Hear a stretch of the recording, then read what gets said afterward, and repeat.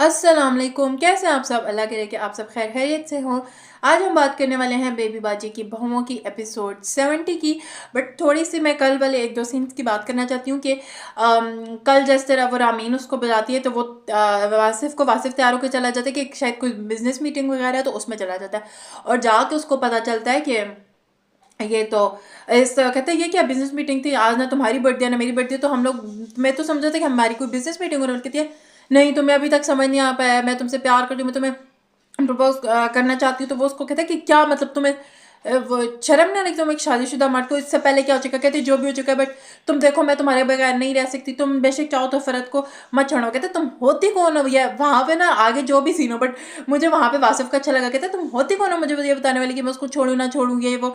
तो आगे कहते फिर जब उस अपने वो रामीन तो अपने एक्शन में वापस आ गई थी ताकि तुम हो कौन, तुम वो जिसे मैंने इस मुकाम पे पहुंचाया, तुम्हारी हैसियत क्या है, ये वो ये वो। अब उसको इस तरह कर दिया कि वो बिजनेस में मतलब को उसका अपना मोहताज कर दिया और वो डेफिनेटली वो कोई ऐसा काम नहीं कर सकती अब कर सकता कि अब वो छोड़ेगा तो बिजनेसमैन के मुआहदे वगैरह पर सारा बिजनेस जो है वो रामीन के उस थ्रू चल रहा है। रामीन ने ही सारी जो है इन्वेस्टमेंट वगैरह की हुई है। तो आगे वो किस तरह से उस चीज़ से निकलेगा, क्योंकि अब वो तो फंस गया, ना वो इसको ज़ाहिर बात एक्सेप्ट कर पा सकता है और ना वो बिजनेस वगैरह को छोड़ पाता है। बट थोड़ा सा ये मतलब है, मुझे थोड़ा समझ आया कि ठीक है बिजनेस वाला मामला सारा है, बट बिजनेस और वही बात है कि अब वासिफ ने भी उसको इतना चीज़ों में घुसा लिया हुआ था ना। जो पहली फ्लैट वाली बात थी वो वाली हेल्प ले ली थी, उसके बाद इतना घुसने की ज़रूरत ही नहीं थी चीज़ों में। हर चीज़ में तो उसको पता था रामीन क्यों हो रही है, उसकी वो करने वक्त हो रहा था। और दूसरी तरफ जो अब वलीद और कुरैशी साहब जब जो है आशिक के अब्बू को पता करने जा रहे थे, तो बिलाल जो होता है वो वलीद का एक्सीडेंट कराने की कोशिश करता है और वो जो कुरैशी साहब है वो वलीद को बचाते बचाते खुद गाड़ी के आगे आ जाते हैं और उनका हो जाता है एक्सीडेंट। अब वो हॉस्पिटल में, तब ये 70 एपिसोड भी ठीक है स्टार्ट किया, तो वो हॉस्पिटल में अब सब हॉस्पिटल में, तो जिसमें फरद भी कहती है कि हो सकता है किसी ने जानबूझ कैसे किया, और जो आज के एपिसोड में क्लियर हो भी जाता है कि ये सब कुछ जो है बिलाल ने किया, ये बिलाल ने करवाया, उसकी वजह से हो रहा है। पप्पो लोगों से ज़्यादा तो जायदाद के लिए बिलाल मारा जा रहा है। इन तीनों के ना आपस में जो है कॉन्फ्लिक्ट होकर तो मरा जाना इन तीनों ने। और फिर पुप्पो जो होती है कुरैशी साहब की बुराइयां करती, सायरा कहती है अम्मा किसी को तो छोड़ दे, कहती है कैसे छोड़ दूँ, मुझसे उस दिन जुबान दराजी करता, फिर वो सारा किस्सा वगैरह बताती है। खैर इनको थोड़ी इंजरीज वगैरह होती हैं जिसके लिए माइनर दो तीन कहते हैं सर्जरीज करनी है और इस तरह के सीन्स है। दूसरी तरफ जो है अजरा की जो है इद्दत वगैरह पूरी हो गई है और उसकी अम्मा लोग जो हैं उसको लेने आते हैं। मैं पहले कहती अम्मा लोगों का बेहतर था अगर उसको लेने आते उसको दिखाते, तो वो अच्छा है कि उन्होंने उस सीन को वापस डाला कि अम्मा लोग जो है उसको लेने आए, अम्मा भाभी।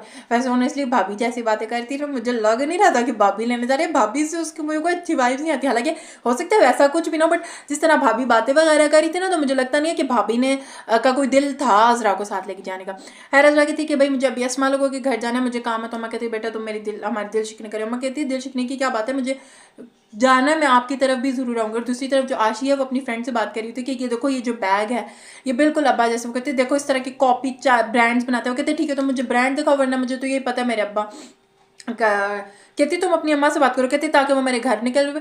तो यार मैं आशी के लिए क्या कहूँ, मैं हर एपिसोड में कहती हूँ मुझे बहुत दुख होता है। बस माँ जो है जा रही होती है और फिर वो जो आशी और अस्मा का सीन था भाई बहुत खूबसूरत सीन था, बहुत खूबसूरत सीन था। जब वो उसको गले लगाती है और कहती है मामी बाप भी चली जाएंगी और मैं तो हंसने बोलने के लिए भी कोई नहीं आएगा, डेफिनेटली माँ नानी को तो कोई फिक्र है नहीं। तो वो फिर उसे समझाती है कि देखो बेटा ये खून के रिश्ते ना अल्लाह ताला की तरफ से, तो ये अल्लाह ताला बनाते हैं, तो तुमने इनकी इज्जत करनी है, एहतराम करना। कहती मामी मैं इनका एहतराम कैसे करूँ जब मुझे पता गलत करे। कहते तुम गलत का साथ मत देना, बट तुम इनका इज्जत एहतराम ज़रूर करना कि वो तुम्हारी माँ और नानी। तो वो मुझे इतना अच्छा लगा। फिर उसको गले लगा कहती तुम बहुत अच्छी बच्ची हो, मेरा बस चलता तो मैं तुम्हें साथ ले जाती। तो वो उन दोनों का सीन बहुत खूबसूरत था। और फिर जब असमा फरद भी वो वासिफ के उसमें देख लेती, अब उसको भी वासिफ और अमीन पे शक वगैरह है। और जो जब अजरा आती है और फिर जो अस्मा भाग आती है, वो जो दोनों एक दूसरे को गले लगाती हैं, वो बड़ा खूबसूरत सीन था। और फिर जब ये लोग सारा खाना खा रहे होते हैं बैठ के, और जब उस पर नसीर कहता है कि भाभी आप आई हैं तो घर घर लगने लग गया। और वलीद भी वो सारे जब ये सारे मिल के खाना वाना खाते हैं, वो सारा सीन मुझे बहुत ज़बरदस्त लगा। खैर मेरा यही रिव्यू था और ज़्यादातर आज के एपिसोड में फ्लैशबैक थे और मैंने आगे आगे कर दिया। अगर कोई पॉइंट ऐसा है जो मैं भूल गई हूँ तो वो आप लोग कमेंट सेक्शन में ज़रूर बताइएगा। वीडियो को लाइक शेयर और सब्सक्राइब ज़रूर किया करें। दुआ में याद रखिएगा। अल्लाह हाफिज़।